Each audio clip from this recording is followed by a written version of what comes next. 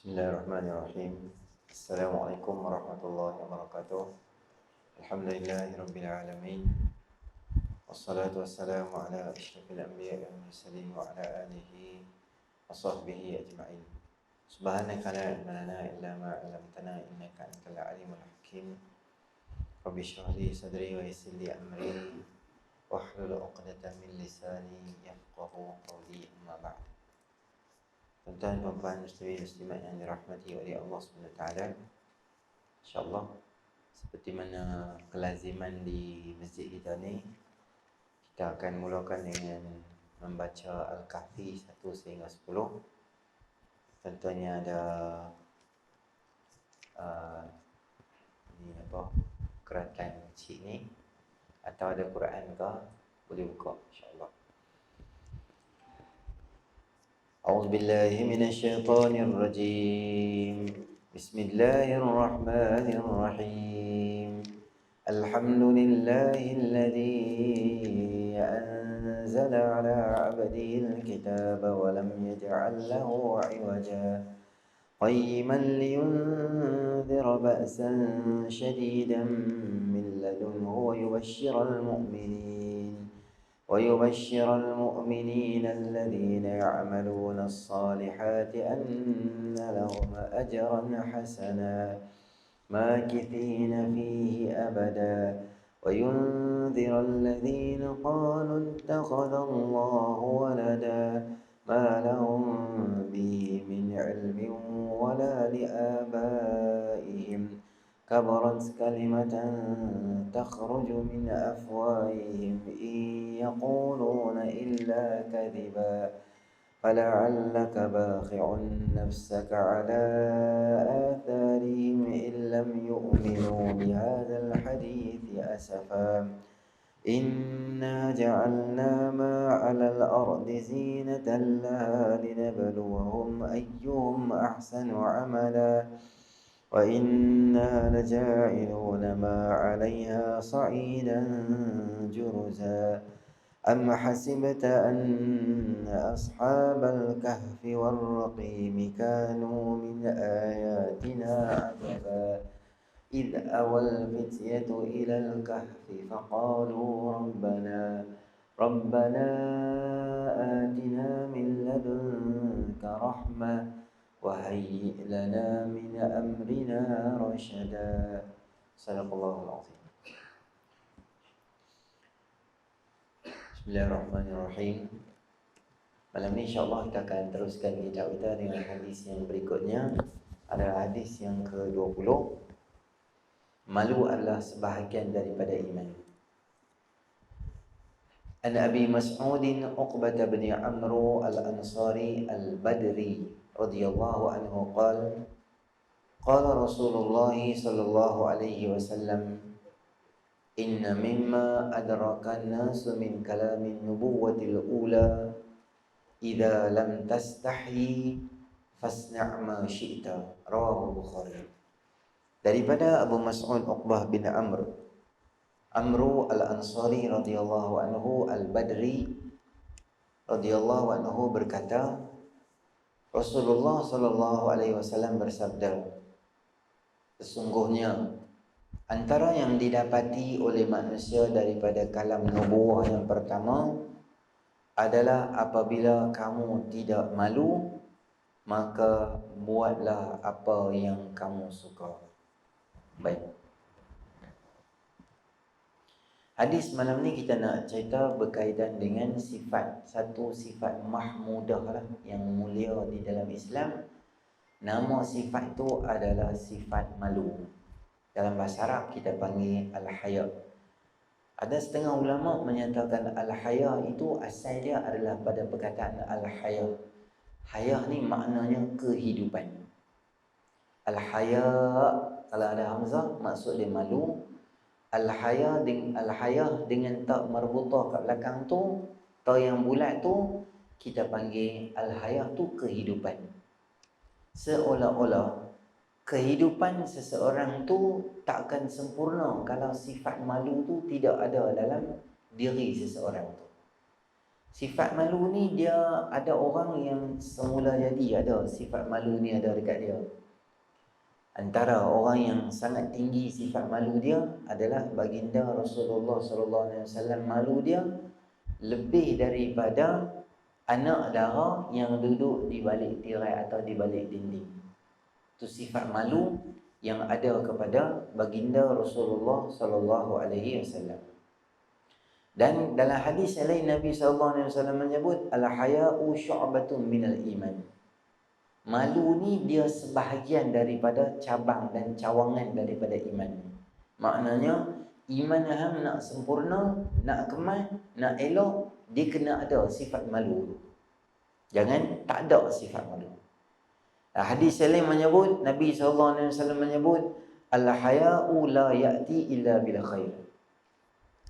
Malu ni dia tak akan mai melainkan dengan sifat-sifat yang baik. Maknanya tidak mendatangkan selain daripada kebaikan. Malu ni kesimpulan dia mesti bawa satu benda yang baik. Dia tak akan bawa satu benda yang tak baik. Tapi malu ni tuan-tuan, dia ada beberapa jenis malu ni. Satu, malu dengan Allah SWT. Satu, malu dengan manusia. Dua malu ni kena tengok kita, dia apa-apa sifat pun tuan-tuan, dia ada dia punya limit dan ada dia punya tempat dia yang sesuai. Limit dan tempat. Kalau kita kata marah, boleh marah, boleh, tapi ada limit dia. Marah sampai tak tahuan, sampai tak ada benda nak marah pun marah.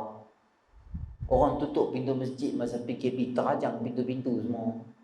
Bagi tahu pengerusi ahli neraka kalau tak buka pintu. Marah tu. Tu marah. Tu sernya marah. Anak marah pengerusi buat apa? Anak marah polis buat apa? SOP macam tu. Pengerusi dia ikut arahan je. Polis dia bertugas ya, dia ikut arahan je. Dia bukan nak boleh buat satu yang baru. Maka marah tak kena dengan tempat. Marah tak kena. Dan bila marah tu pun dia ada dia punya level. Jangan terlalu tak boleh kawal perasaan marah tu. Semua benda lah. Berani. Boleh tak berani? Boleh. Tapi berani kena dengan tempat. Bila orang buat maksiat, bila orang buat salah, kita pergi tegur orang. Berani sebab dia tu buat salah, kita pergi tegur dia. Boleh? Tapi berani tak ketahuan apa. Berani buat dosa, berani buat maksiat, dia tak rasa takut dengan Allah, dia tak rasa takut dengan manusia. Itu berani tak kena juga. Sama macam malu. Ada benda yang patut kita malu, ada benda yang tak patut kita malu. Kalau kita malu di tempat yang tak sepatutnya kita malu, maka benda tu akan rugikan banyak benda kita. Kalau malu ni kita gunakan dia dengan jalan yang tak betul, dia akan jadi tak betul. Dia rugikan banyak untuk kita. Contoh, tuan-tuan main mengaji, main lambat. Orang semua duk mengaji dah. Kita nak buka pintu, nak masuk, kita kata, malulah aku. Orang semua dia tengok. Lalai, tak main. Dia pergi kena nasi belajar kat depan, dia belah. Nasi belajar tak malu pula. Dia macam tu, dia tak faham malu tu tahu mana tak. Padahal main kuliah lagu je. Lagu je. Orang dah habis dah semayang, tahiyat akhir dah. Kita main tak motor. Allah, nanti orang kata, apalah aku main semayang lambat. Malulah aku. Dia tak main semayang. Tak main semayang tak satu dah. Tak semayang pun. Pergi mana ke apa kena mana-mana ke jalan, tak semayang pun. Maknanya malu tu malu negatif. Malu tak baik. Bila hang nak buat benda baik, syaitan akan cakap dengan hang supaya hang jangan buat benda tu, sehingga menyebabkan bila hang tak buat benda tu, banyak rugi. Dalam Islam tu banyak benda. Macam kita dah berumur macam ni lah. Umur apa? 57, 62. Tapi tak tahu ngaji ni. Orang kata hampilah belajar. Malu pula. Nanti orang semua kata kat aku, apa Tok Wan dengan Pati semua dah tua, dah Tok Nenek dengan Toma semua dah mengaji baca Quran lah. Tak apalah tuan-tuan, baca lah. Ni tempat, ni tak payah malu. Kalau kita ada benda yang kita salah, kita ada benda yang kita buat tak betul, kita tanya dekat orang yang tahu. Benda tu tak menjadi satu benda yang malu untuk kita. Kerana kita nak tahu. Tapi kalau kita ada benda-benda yang menyebabkan kita malu, banyak benda kita terlepas. Kalau kita nak tanya soalan, aku ingat nak tanya ke ustaz, macam mana nak mandi wajib yang betul? Tapi aku umur 47. Anak ada 4 orang.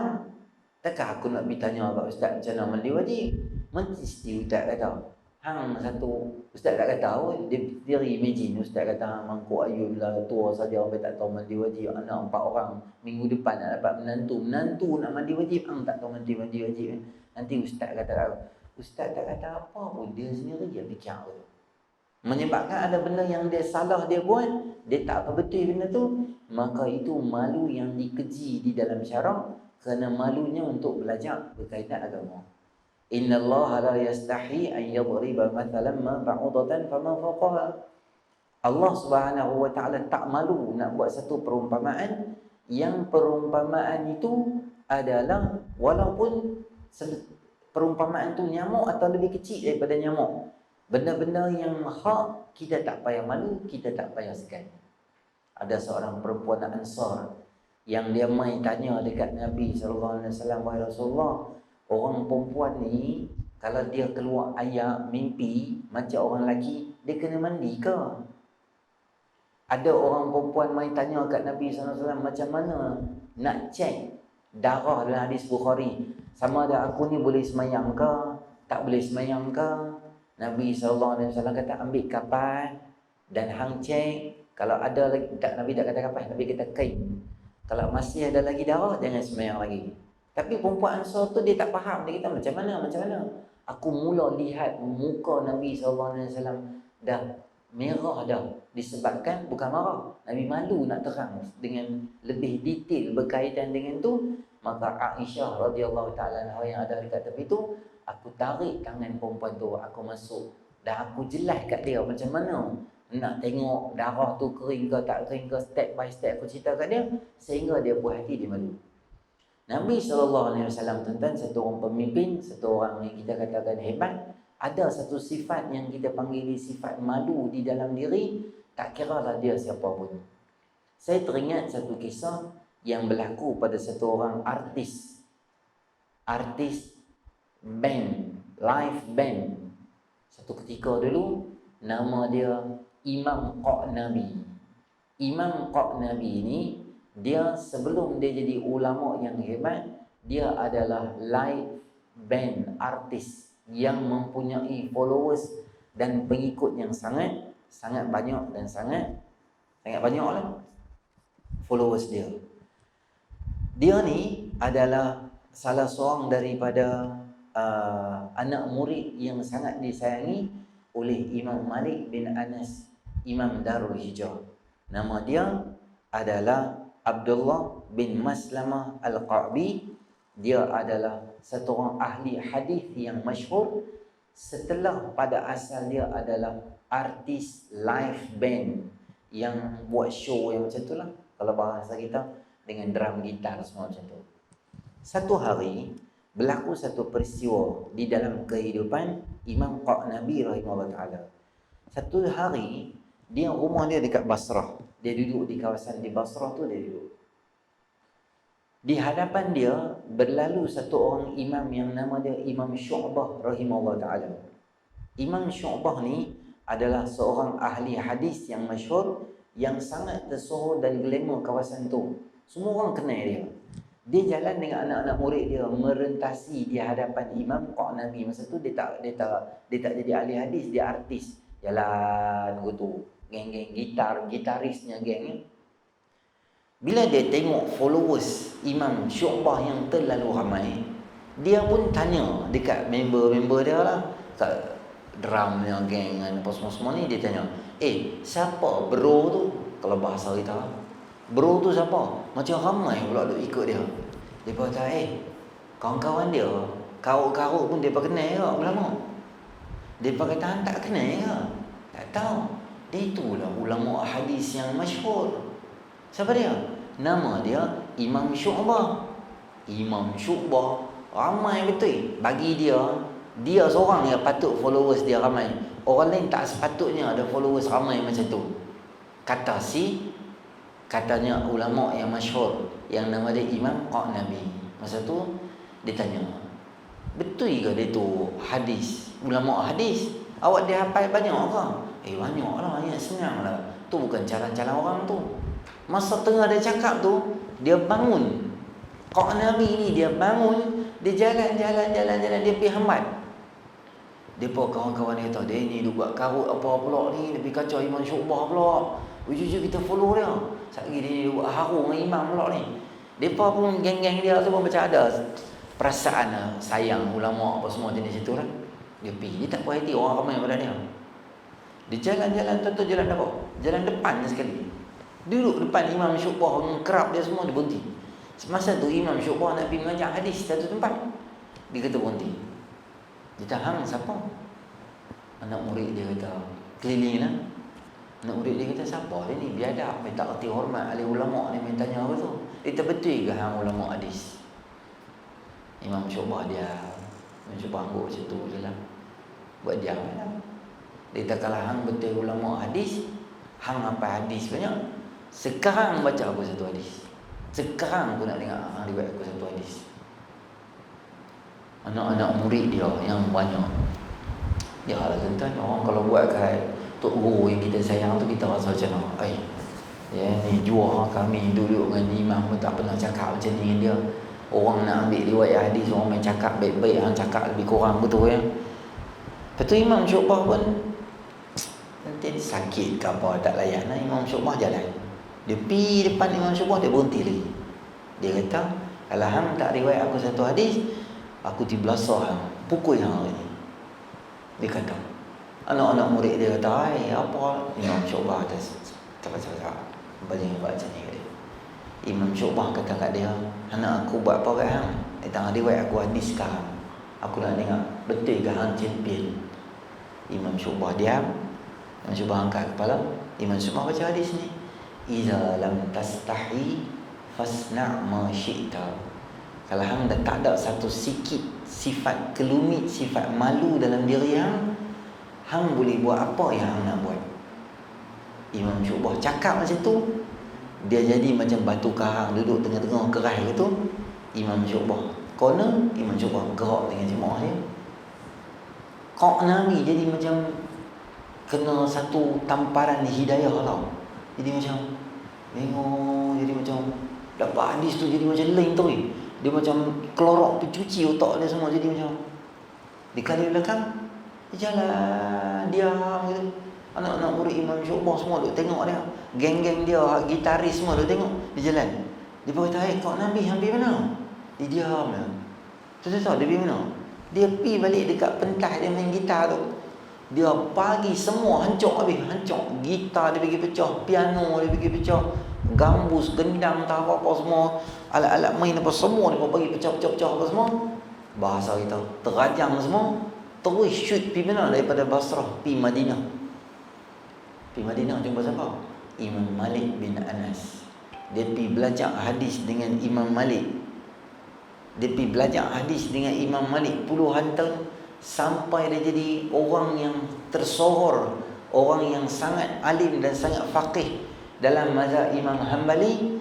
Dan dia adalah muhaddisin yang masyhur, yang nama dia adalah Imam Qanabi rahimahullah ta'ala. Itulah Abdullah bin Maslamah Al-Qanabi. Apabila puluhan tahun dah lama dah dia mengaji dengan apa? Dengan Imam Malik rahimahullah ta'ala, maka dia pun balik mai ke Basrah. Bila dia balik mai daripada Basrah, dia jadi orang lain. Kawan-kawan dia pun tengok macam hormat dah dia tu. Orang pertama dia cari setelah dia balik daripada Madinah ke Basrah, dia cari adalah Imam Malik rahimahullah, Imam Syu'bah yang pernah riwayat pada dia hadis tu. Dia berkata kat dia, wahai Qanabi, Imam Syu'bah telah lama meninggal dunia. Maknanya aku dapat satu je hadis riwayat daripada dia yang dia sebut pada aku. Hadis tu memberi satu kesan yang mengubah seluruh kehidupan aku, sehingga aku jadi orang yang hebat sekarang ni adalah berkat daripada hadis yang dibaca oleh Imam Qanabi. Perasaan malu ni tuan-tuan, kadang-kadang bila Imam Qurtubi buat macam tu, dia tak ada rasa malu, dia tak ada rasa segan cakap macam tu dengan ulama, dia tak ada hormat. Perasaan ni tuan-tuan, dia ada di kalangan kita hari ni. Kadang-kadang bila kita hari ni tengok di Facebook, tengok di media sosial sekarang ni, hang tengok dia tu kadang-kadang ustaz, kadang-kadang dia tu tok guru, kadang-kadang dia tu orang alim. Tapi ada benda dia cakap kita tak selari dengan fikrah kita, dengan fikir kita. Kita cakap macam lain. Dia kutuk, dia ni mau kan boleh pakai, dia ni memang tak guna, dia ni janggut bulu jagung, dia ni siap ranjak, macam-macam lepas tulis kat dia tu. Padahal dia para alim ulama yang hebat. Allahu Akbar. Kita jadi tak ada malu, kita tak tahu nak cakap dengan orang macam mana, kita tak tahu nak hormat orang macam mana. Menyebabkan banyak kita katakan apa, keberkatan ilmu kita jadi hilang sekarang ni. Tengok kadang-kadang orang perempuan, dia boleh menari depan telefon, bubuh satu telefon, dia menari, dia post dalam satu media. Semua orang pakat tengok gitu. Tak payah bayar apa, saja tengok, memperjualkan maruah dia pun tak tahu. Kadang-kadang hak pakai, kadang-kadang hak menari itu semua, kalau hak satu geng tak pakai tudung, satu lah. Yang lebih parah lagi yang kawan menari itu apa dia? Siap pakai purdah lagi, pakai niqab lagi.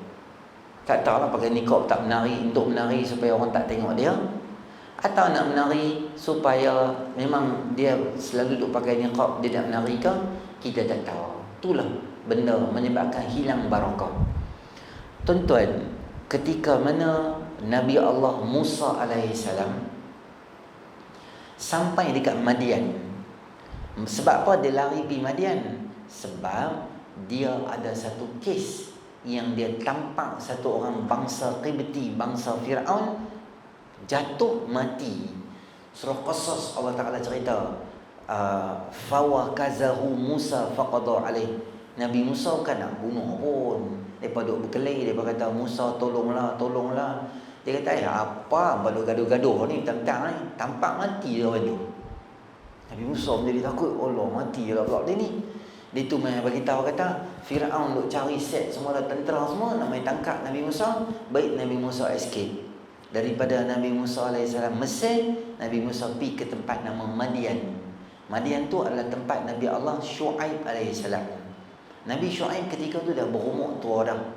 Anak perempuan dia bawa beberapa ekor kambing main bagi minum. Nabi Musa AS bila sampai, dia sandar dekat satu tempat tu, dia duduk, dia tengoklah ni kira nak darah lah, bawa kambing, duduk 3-4 ekor situ. Sini ada satu telaga yang besar. Telaga tu besar, orang-orang lelaki duduk bagi minum kambing kat telaga. Dia perempuan, dia segan lah, dia malu duduk ujung tu, nak pergi join dengan lelaki, dia segan. Lepas habis dia bagi minum dekat kambing, dia tutup. Penutup tu macam satu telaga, dia penutup macam kita kata penutup simen yang besar tu, yang biasanya boleh diangkat oleh 10 orang lelaki Arab. Ketika tu depa angkat, depa tutup dulu. Depa pun balik. Nabi Musa duk tengok, dia ni pegang kambing, itu dah tutup. Dia ni pada tadi duduk sini, masa orang duk bagi, dia tak bagi minum. Nabi Musa AS pergi tanya lah, yalah, sebab apa duduk di sini? Orang semua dah bagi minum, sebab apa tunggu tani, ada masalah apa? Dia kata sebenarnya bapa aku dah berumur, bapa aku dah tua, jadi aku yang uruskan kambing ni, nak bagi minum-minum semua ni. Tapi aku tadi nak join pun seriau ni, apa malu. Sekarang mereka dah tutup. Nabi Musa kata, semua matter mai aku buat settle lah. Seorang dia, tuan-tuan tahu tak, benda tu besar. Nabi Musa angkat seorang. Angkat seorang tu. Dia markah lah, duk tengok, Allah, abang ni ganteng, kuatnya abang, hebat. Dia pergi minum-minum kambing semua, dia balik. Bila balik, Nabi Shu'aib AS tanya, awak yang balik hari ni, kambing-kambing semua? Dia kata, ya, sebenarnya ada seorang pemuda, ada bro lah, yang baik hati, yang dia ni bagus, sebab dia bagi aku minum ni. Nabi Musa, Nabi Shu'aib AS, naluri satu orang Nabi boleh tahu lah, yang tu orang baik, yang tu bukan orang lain, yang tu Nabi juga nak jadi Nabi. Dia hantar anak perempuan dia tadi seorang pi angkut. Hang bagi tahu kat dia tu, kata ayah panggil mai rumah. Nak bagi makan kenduri kat dia. Sebab dia bagus, dia tolong kita. Nabi apa? Anak perempuan Nabi Allah Syuaib alaihissalam jalan, dalam Quran Allah Ta'ala sebut, faja'at ihdahuma tamshi ala istihya inna abi yad'uka liyajziyaka ajra ma saqaita lana. Datanglah salah seorang daripada anak Nabi Syuaib itu jalan dalam keadaan malu-malu. Perempuan zaman tu, anak Nabi bela, dia main pun malu-malu. Entahlah malu-malu duk kutip kuku ke. Dia kata, abah panggil pergi rumah, abah nak balas jasa sebab tolong buat. Tapi perkataan yang Quran gunakan untuk menggambarkan begitu hormatnya atau begitu tertibnya anak satu orang Nabi, nama dia adalah Nabi Syuaib alaihissalam, jalan dalam keadaan berseorangan. Bila nak balik, itulah nak bab kata malu. Malu ni dia bagus bila kita letak di tempat yang baik dan kena pada tempat dia, maka perasaan tu dia akan jadi baik dan dia jadi malu. Jangan malu nak buat benda-benda yang baik, jangan malu dan mesti ada perasaan malu apabila nak buat benda-benda dosa dan benda-benda maksiat. Dalam Islam, dia ada satu benda yang kita panggil al-mujaharah, mujaharatus su'. Ada orang yang dia buat jahat, dia malu nak buat benda jahat. Sebab dia kata apa? Walaupun orang tak tengok, yang ni Tuhan duk tengok aku. Yang biasa kalau jabatan agama pergi tangkap orang makan nasi bulan puasa pagi, dia kata apa? Hang ni, walau kalau hang tak malu ke Allah pun, hang tak malu ke manusia duk tengok hang duk buat perangai macam ni, perangai buruk ni. Hampa duk bercinta dekat pokok ni, hampa tak malu ke budak-budak semua duk lalu sini jogging dengan mak bapak semua, duk tengok hampa dorang duk merepek pegang sini, pegang sana, hampa tak malu ke? Maknanya, kalau hang tak ada satu perasaan ke Allah, iman tu dah nipis sangat, hang tak rasa macam Allah duk tengok. Orang-orang duk tengok keliling-keliling ni, hang tak rasa malu ke dengan benda macam tu? Orang bila iman dia nipis, dia boleh buat satu benda. Kadang-kadang sekarang ni boleh buat live minum arak dalam Facebook. Dia berzina, dia buat live. Dia buat jahat, dia buat live. Dia tunjuk ke orang kata benda jahat tu, dia tak rasa malu. Perasaan ni sangat dikeji di dalam syarak.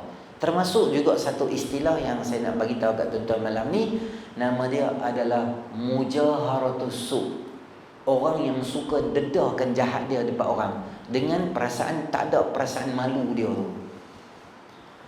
Kata Nabi SAW, semua dosa-dosa Allah Ta'ala boleh ampun kecuali orang yang mujaharah. Maknanya orang yang sengaja-ngaja suka dedahkan jahat atau dosa yang dia buat tu, orang-orang ni tak akan diampunkan oleh Allah Subhanahu Wa Ta'ala. Contoh macam mana tuan-tuan?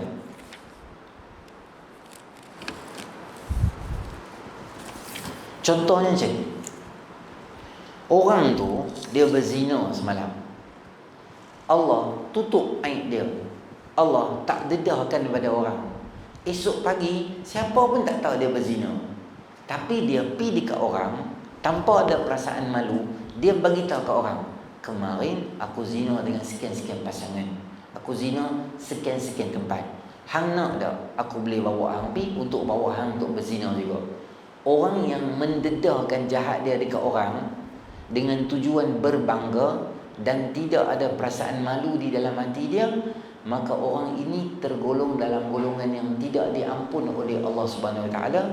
Semua orang yang buat dosa Allah Taala boleh ampun, illal mujaharah, kecuali orang yang sengaja dedah dengan niat, dengan bangga dia nak bagi tahu ke orang, kata dia ni pernah buat benda-benda macam ni dan dia ni duk selalu buat benda-benda macam ni. Minum arak saja habaq ke orang. Bolehlah kongsi, tapi dengan niat nak mendidik, bolehlah. Tapi kena hati-hati juga lah tuan-tuan nak cakap macam ni. Kita jumpa 3-4 budak minum arak bawah pokok, kita nak pergi semayang, kita berhenti. Kita kata dia, apa jom kita pergi semayang? Kita tengok depa ni minum arak. Alah, arak-arak ni semua apa jangan buat teruk lah. Pakcik dulu sekali duduk 3 jam pakcik boleh minum. Hampa baru 1 tin hampa buat teruk tu. Kita pergi cerita kita main jahat semua dekat orang. Tujuan jahat cerita tu apa dia? Nak tunjuk kata hang champion minum arak tu. Maka pendedahan pada jahat pada orang tanpa ada niat yang betul dan cara yang betul akan makan diri orang tu balik. Pakcik tu kata, jomlah kita pergi sembahyang. Hampa duk minum arak apa? Depa akan kata balik, alah pakcik kami minum 1 tin je, pakcik minum jak-jak, pakcik pergi sembahyang dulu lah, pakcik dosanya. Kami tak ada dosa kan, pakcik ada dosanya. Pakcik mati mesti neraka dulu. Tengok, lah kita kena jahat. Jadi dalam konsep kita nak berdakwah kepada orang, jangan tanya salah yang orang buat, jangan dedahkan salah yang kita buat. Kita kata, benda-benda macam ni tak apa, aku dah lah pengalaman sikit-sikit aku boleh bantu hang. Saya adik ipar aku terlibat dengan dadah hang.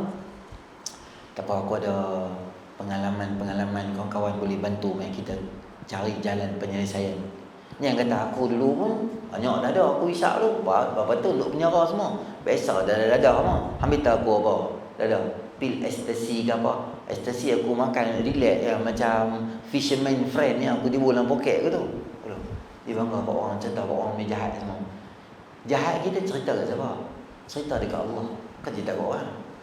Ya Allah, aku ni jahat. Ya Allah, aku pernah minum arak. Ampunlah dosa aku. Itulah tuan-tuan, lokasi nak cerita jahat kita. Bukan lokasi nak cerita benda jahat tu cerita dekat orang.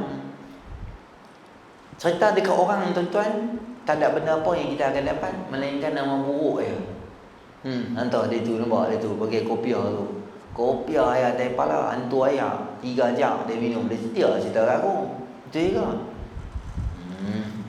Tak payah geng-geng masjid ni semua bukan boleh apa. Semua jahat macam kita, lepas tu jadi baik semua. Jom kita pergi kenal lagi. Kita yang kena jahat dan kena tim dulu.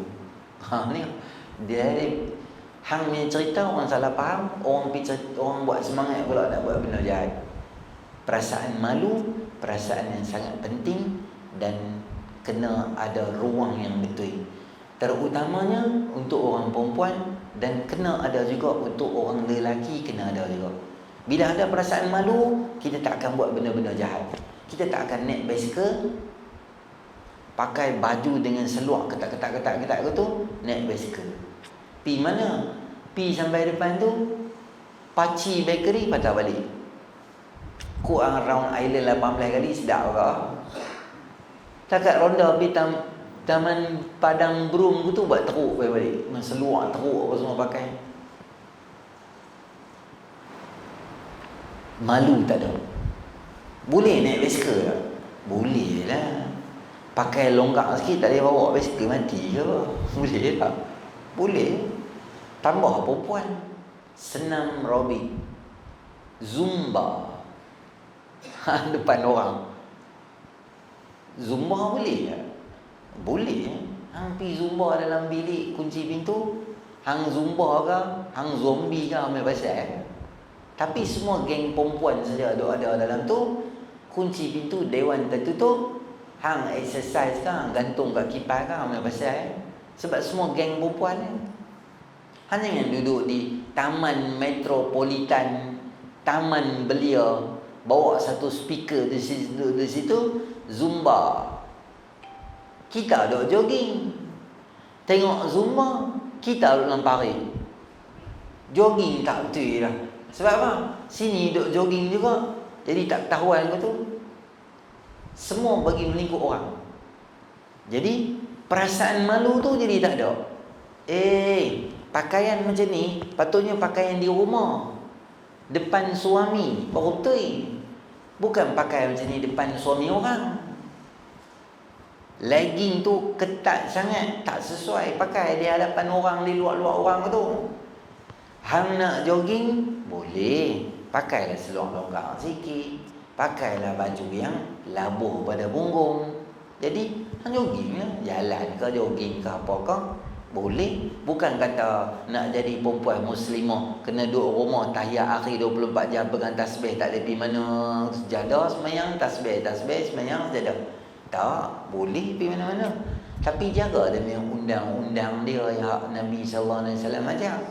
Jadi bila kita tak malu, kita akan tukar pasangan untuk berzina.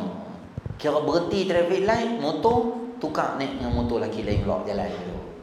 Jadi maruah jadi tak ada, jadi perasaan malu tak ada, dia boleh tukar. Tuan-tuan dengar 2-3 hari lepas, seorang perempuan daripada salah satu negeri di Malaysia ni, umur 17, lari rumah, akhirnya dijumpai di lokasi di negeri yang sama, tetapi lokasi yang berbeza jauh di utara negeri itu. Apa dia buat? Dia duduk dengan satu lelaki, dah 3 bulan dah sewa bilik dekat satu pekan tu, dia pakat duduk 2 orang tu, macam suami isteri. Maknanya perasaan malu tu jadi tak ada orang. Kalau tak guna, dia boleh jadi elok. Kalau kita tak pandai guna malu, kita akan tak malu nak buat benda jahat, kita akan malu nak buat benda baik. Macam baca Quran tadi lah.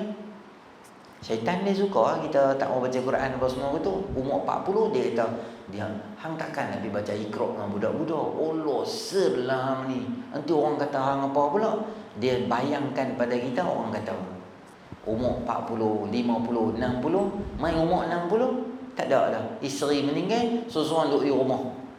Anak-anak semua kahwin dah.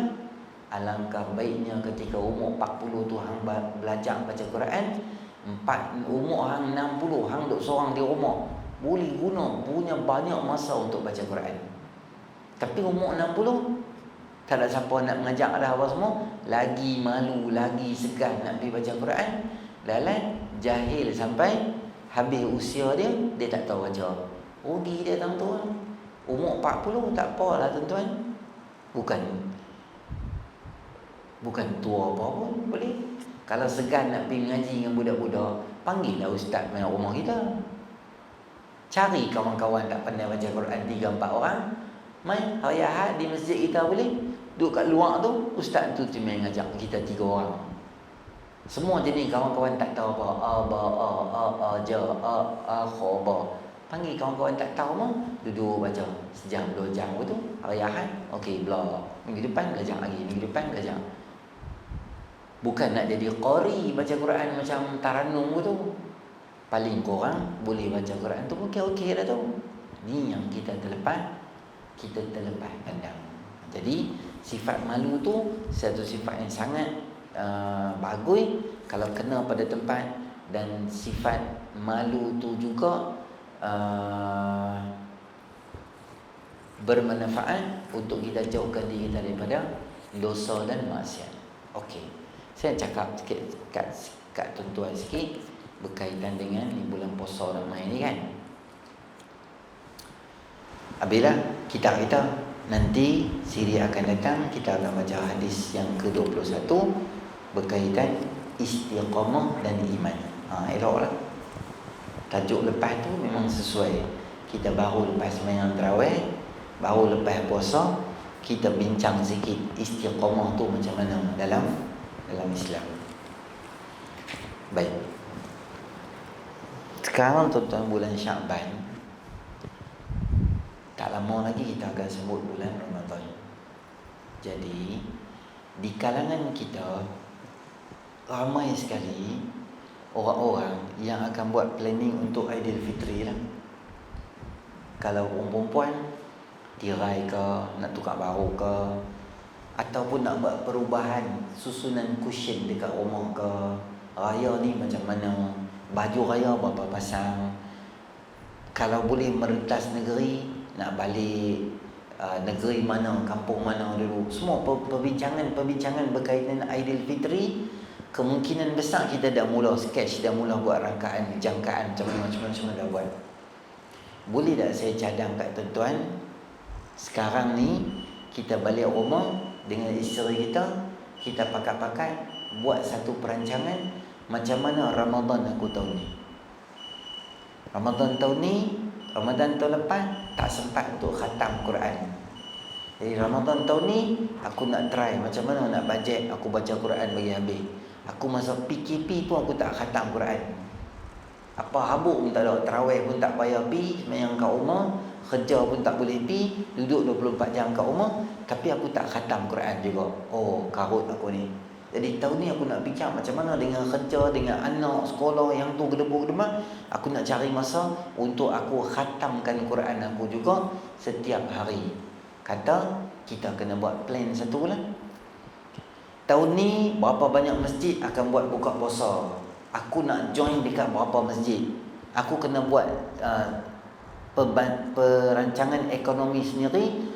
Berapa ribu aku nak buat keluar untuk Ramadan tahun ni. Masjid ni 20, masjid ni 30. Maksudnya daripada sejumlah gaji aku, RM700 aku nak ambil. Yang ni untuk Ramadan aku nak spend. Ikutlah beli kurma bagi kat orang ke, ambil ni apa, bagi duit orang buka puasa ke, derma kat orang miskin ke, derma pembinaan masjid ke, apa pun jadi 700 untuk Ramadan aku nak buat keluar. Nanti tengok ada rezeki lebih, aku nak buat lebih. Kena buat rancangan. Lailatul Qadar aku haram tak pernah dapat satu hari pun. Aku sembang dengan Lailatul Qadar, tak pernah dapat. Tahun ni aku nak fikir macam mana aku nak dapat Lailatul Qadar aku. Tuan-tuan kena buat marketing sikit lah, macam orang bisnes lah. Orang bisnes kan mereka akan buat marketing macam mana, iklan yang tu yang ni apa semua, strategi staff dia semua macam mana nak buat ringkasan. Pikir balik, aku nak buat untuk marketing strategi untuk akhirat aku. Macam mana aku nak buat supaya Ramadan aku dapat memberi manfaat pada aku betul ni. Kita tak kata boleh sampai Ramadan. Mungkin dalam Syaban tu kita meninggal dah. Atau kita belum tentu boleh habiskan Ramadan kita 30 hari. Mungkin tengah-tengah Ramadan tu mungkin boleh jadi tak ada dah. Dan juga boleh juga berlaku kita tak dan habis puasa pun kita meninggal juga. Maknanya plan kita ada. Moga-moga kalau kita meninggal tengah kita buat atau sebelum kita buat, Allah Ta'ala terima ibadah kita, Allah bagi pahala dekat kita. Walaupun kita tak buat lagi, tapi ada niat kita nak buat benda-benda yang baik tu. Jadi tuan-tuan balik rumah, fikir macam mana nak usahakan satu plan, taktikal, rancangan yang terbaik untuk kita spend masa kita yang terbaik dalam bulan Ramadan. Saya cadang kat tuan-tuan, kalaulah kita sekarang ni tuan-tuan buat apa? Balik rumah malam ni, tuan-tuan mula dah baca Quran, start pada Baqarah, buka baca. Biar kita sampai juzuk 15 ke, 13 ke, 12 ke, juzuk 10 pun tak apalah. Kita punya psikologinya kita dah sampai 10 juzuk. Kemudian tuan-tuan, kita masuk Ramadan, kita baca sikit lagi. Kalau kita dah 20 juzuk lagi, kita boleh sampai juzuk 30. Lepas tu kita baca balik. Secara psikologinya kita nampak macam dah khatam. Bulan puasa kalau tuan-tuan boleh baca juzuk 28, juzuk 29, juzuk 30, dia rasa seronok dia lain tau. Kita rasa macam lama aku nak habis dah. Amma yatasaalun wailul lil mutaffifin. Wah, aku boleh baca Wadduha, wah aku boleh baca An-Nas. Sekian lama tak pernah baca surah tu dalam bulan puasa. Selalu duk habis juzuk 8, juzuk 7 surah A'raf, surah An'am, surah Al-Fal, surah Taubah. Duk minggu tu je dah nak berjuang dah. Tahun ni kita boleh habis. Wah, rasa macam semangat.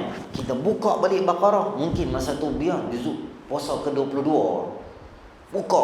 Kita ada Baqarah sampai surah Yusuf. 13 juzuk je. Ada lagi 10 hari. Dia pulun-pulun boleh khatam dekat dia. Psikologinya, bila kita dah khatam, kita nampak macam dah khatam sekali lagi. Padahal khatam sekali ya. Tapi seronok baca juzuk-juzuk belakang ketika berada di dalam bulan Ramadan. Jadi tuan-tuan balik rumah boleh mula buka Quran dan baca. Jangan Ramadan baru nak cari Quran yang dah berdebu, baru nak gabui-gabui debu apa semua gitu. Ada tadarus, kita join.